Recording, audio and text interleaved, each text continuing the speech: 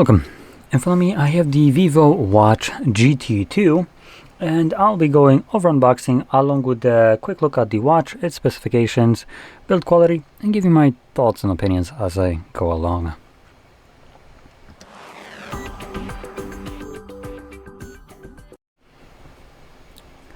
Okay, so let's just get straight into this. I do want to be very upfront about this. I in no way am probably the best person to be... Come on. There we go. To be probably talking about this, as this isn't really my kind of specialty, but let's just get into it as well. Well, I'm here. Ooh, that almost fell out. So you might want to be careful when opening it up yourself. Okay, can I boot it up with just... Is there just one button? It looks like there is. Oh, there we go, nice.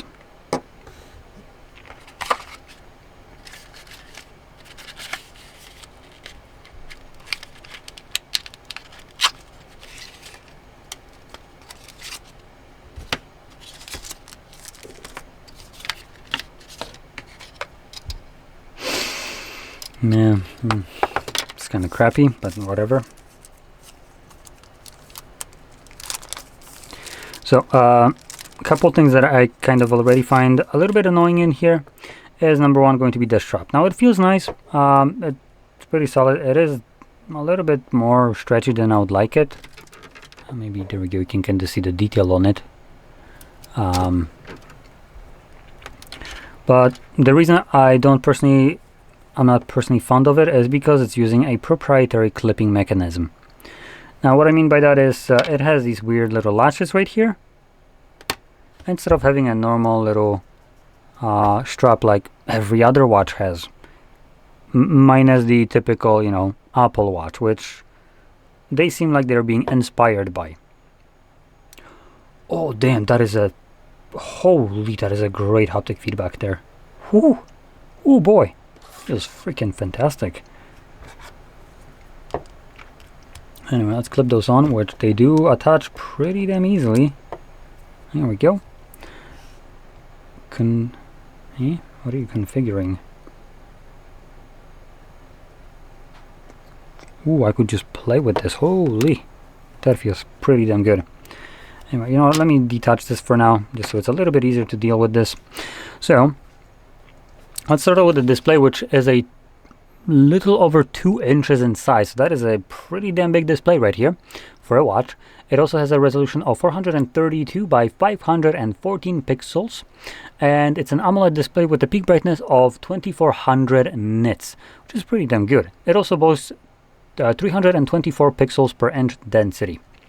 Now, if I grab my little measuring, we can check it out. So in terms of width right here, we're looking at, well, 40 millimeters, which is, well, could be considered standard, though this actually feels much bigger, or looks much bigger than the width would suggest, because it is more of a squares design. So if we go corner to corner, that's going to be a little bit different.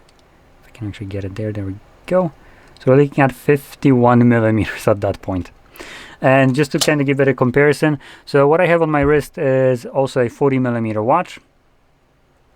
This is side by side, so you can see it basically dwarfs this watch under in terms of size.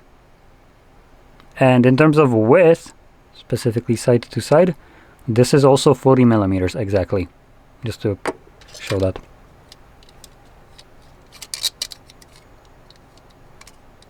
There we go, 40 millimeters.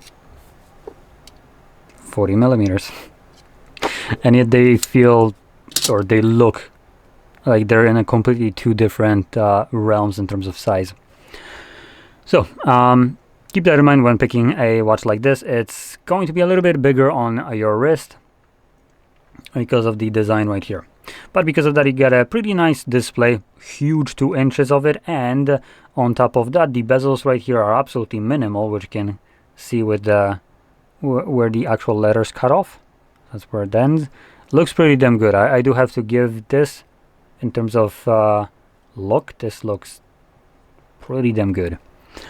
Now, other things to mention here is 596 milliamp hour battery, or 95 exactly, sorry, milliamp hour battery, which is, you know, on a smaller size for watch like this, to be completely honest.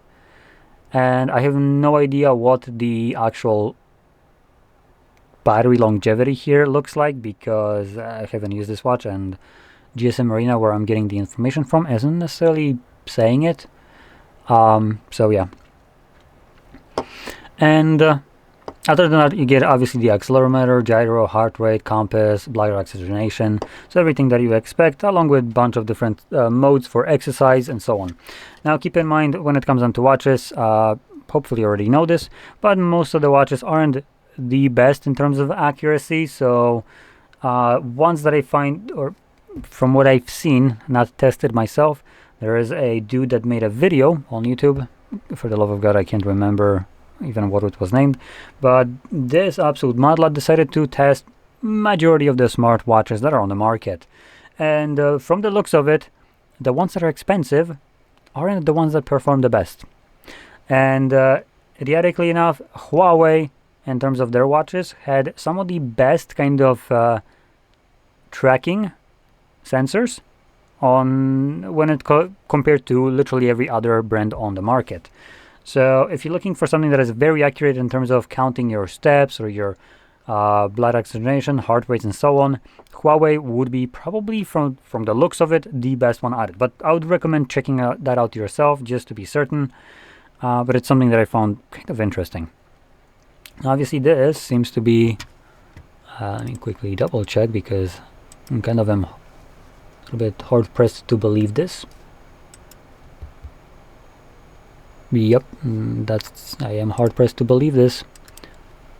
Let me quickly check. 600 PLN to USD. So that is $163. So this costs about $163, including tax, for this watch. And it's a solid watch. I'm not gonna harp on it for the price. It's okay.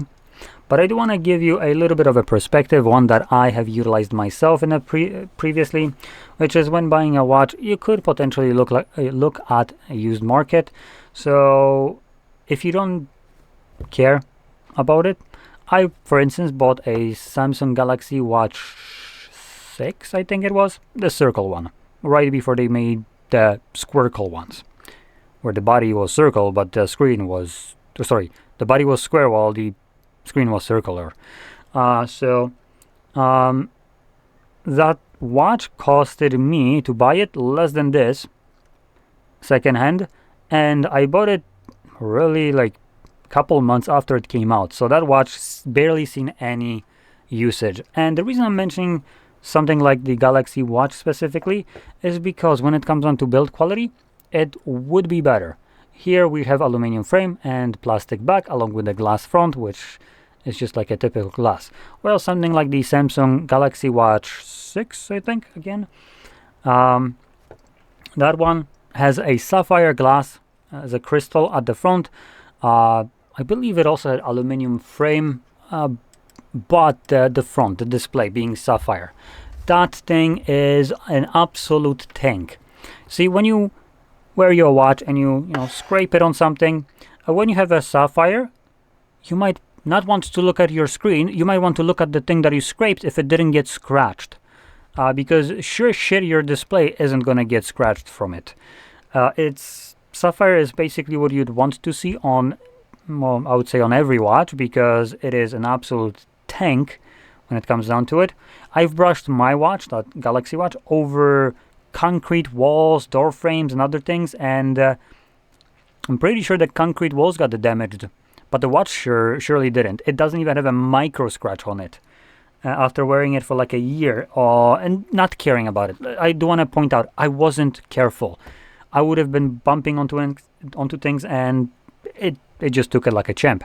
The only thing that I found was the aluminum body. So for instance, like we have right here, the blackness around the display, that would get scuffed up, and that would be visible even for that watch that I'm talking about. It was only aluminum there, so that's one of the downsides. But the display, which is the thing that you're going to be looking at, and the thing that is more prone and to scratching, and something that you care more to not have scratched, wasn't. So that's why I'm kind of pointing out that you can look at the used market, because you can get something that is even cheaper than this while having better build quality with the sapphire and all that jazz. But in any case, the choice is obviously up to you. This, one of the nice things here is the haptic feedback, the squares design. If you're into that, then that's great. And it has a insanely big display. That is something that I want to point out. This display, absolutely enormous. So looking at this, like, you would have no problem just navigating this if you wanted to use this as a phone, which it does support eSIM if you want to pick one up with it. So if you pick one with eSIM, you could totally get away with using this and not taking a phone with you because of this 2-inch display. But anyway, that's basically my take on it, and like I was saying before, might not be my forte to talk about things like this, but here I am. So if you found this very helpful, don't forget to hit like, subscribe, and thanks for watching.